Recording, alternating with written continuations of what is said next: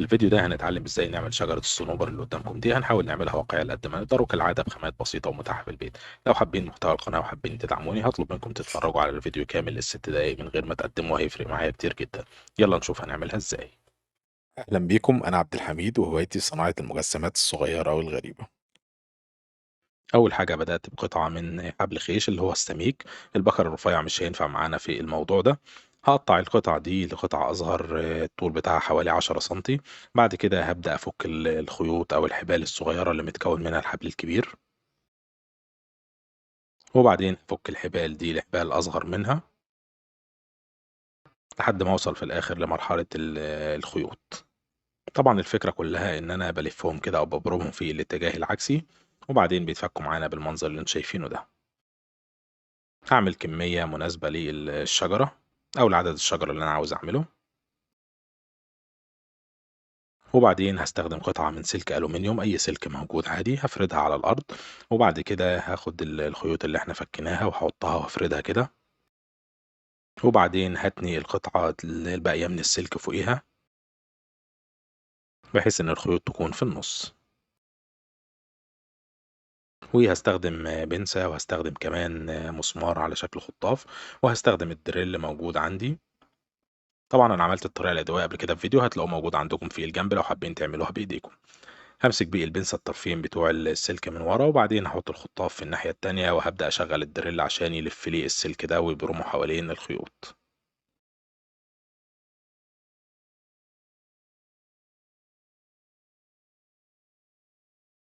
عشان يبقى المنظر عندنا زي ما انتم شايفين. وبعدين الطرف اللي فوق من السلك هلفه على بعضه بالبنسة وهقفله كده عشان ما يبانش في النتيجة النهائية. بعد كده هستخدم الواير براش دي، ممكن نستخدم اي مشط بلاستيك عادي. المشط اللي عندي مش لاقيه فدي موجودة استخدمتها. هبدأ اسرح كده للخيوط دي وافكها من بعضها في جميع الاتجاهات، وهوجههم برضو للاتجاه الأسفل عشان ده شكل الفروع الطبيعية في شجر الصنوبر. بعد كده بمقص هبدأ أقص الخيوط اللي موجودة دي، أقصهم طبعا بحيث إن هي تاخد الشكل الهرمي. من فوق يكون القطر صغير، ومن تحت يكون القطر كبير شوية. المرحلة دي مهمة جدا لأنها هي اللي هتديني الشكل في الآخر بتاع الشجرة. هقصقص كده، وأي طروف زيادة هشيلها، وكمان من فوق برضه هقصها عشان يبقى شكلها واقعي شوية، عشان يبقى شكلها بالمنظر ده. بعد كده هنضف طبعا بقى الخيوط الكتير اللي موجودة دي، وعلى ما انضف يا ريت تنزلوا تعملوا لايك للفيديو. بعد كده هستخدم لون بني سبراي وهرش الشجرة اللي احنا عملناها. هرشها بره، مش هصور الجزء ده عشان ريحته جوه الشقة بتبقى صعبة جدا. ده شكلها بعد ما رشيناها ونشفت. بعد كده هعمل ورق الشجر. هستخدم النجيلة اللي قدامكم دي، نجيلة 2 مللي. احنا طبعا عملنا فيديو النجيلة قبل كده، هتلاقوه موجود عندكم في الجنب. الفكرة ان دي نجيلة صغيرة خالص 2 مللي. هستخدم اي مصفى او حاجة عشان عاوز النجيلة دي تكون متفرعة عن بعضها، ما فيهاش اي تكتلات،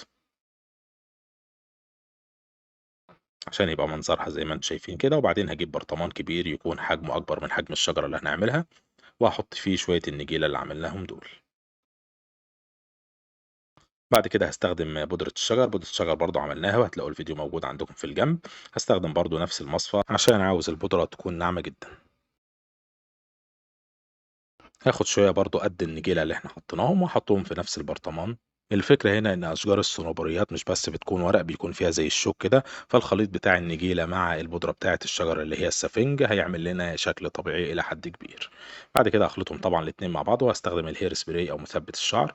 بعد كده هرش على الشجرة اللي احنا عملناها من جميع النواحي، وبعدين هحطها في البرطمان وأقفل،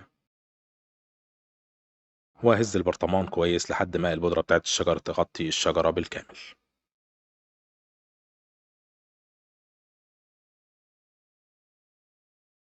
بعد كده هطلع الشجرة، شايفين الورق بتاعها كثيف خالص، فعشان كده هخبطها في الجدران بتاعة البرطمان كويس عشان أي أجزاء ما لزقتش تنزل. بعد كده عشان أخلي بقى شكلها واقعي أكتر، هاخد ملقاط أو أي حاجة كده، وبعدين أبدأ أمسك الفروع وأفرقها عن بعضها تاني. الفروع اللي في النص بهزها كده بالراحة عشان تنزل جزء من الأوراق بتاعتها.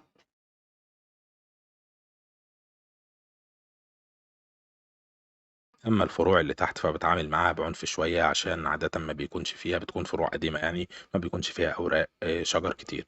آخر حاجة هاعملها إن أنا بارُش عليها كمان طبقة من الhair spray عشان تثبِّت لنا كل حاجة في مكانها. وبعدين لو باقي فروع طويلة شوية أو ظهرت هاقصقصها برضه وأقيّفها كده بالمقص عشان يبقى شكلها كويس.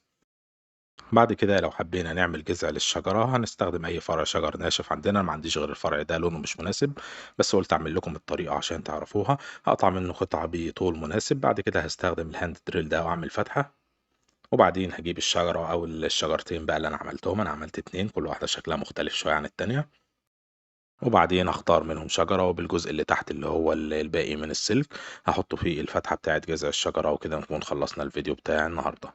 اللي عجبه الفيديو ما ينساش اللايك للفيديو والاشتراك في القناة، وتقدروا تتفرجوا على المحتوى القديم إن شاء الله يعجبكم وتستفيدوا منه، ويا ريت تعملوا شير مع أصحابكم اللي عاوزين يتعلموا النوع ده من الفن. احنا بدأنا كورس الديوراما وإن شاء الله معاكم لحد ما نخلصه ونحترف النوع ده من الفن بخامات بسيطة خالص. سلام.